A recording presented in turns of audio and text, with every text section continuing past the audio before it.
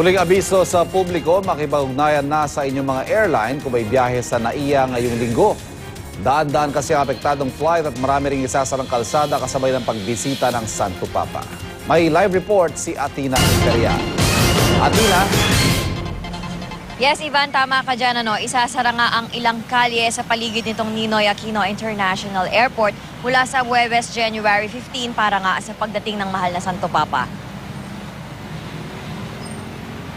Mula Huwebes, January 15, alas 3 ng hapon hanggang makadaan si Pope Francis. Sarado ang kalsada mula Villamor Air Base, park and fly kakanan ng Mia Road.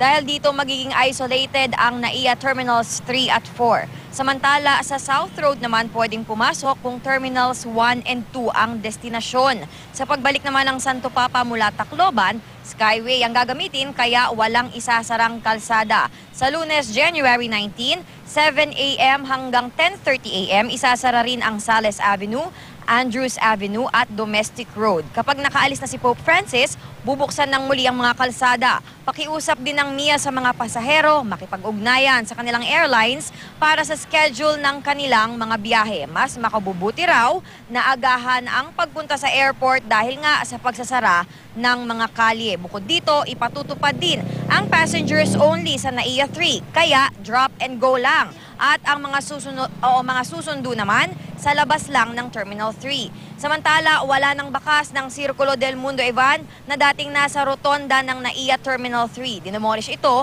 para bigyang daan ang karugtong ng Skyway. Magkakaroon naman, Ivan, ng dry run ang MMDA mamayang gabi sa Quirino Avenue, sa Osmeña, sa Sales patungong Parañaque, sa NAIA at sa Rojas Boulevard. Kaya naman pinag-uusapan ng MMDA yung mga motoristang dadaan dito sa mga nasabing kalsada. Gumawa po ng adjustment para maiwasan po natin ang delay at maiwasan ang mabigat na daloy ng trapiko. At yan muna ang pinakahuling balita mula rito sa Pasay. Ivan?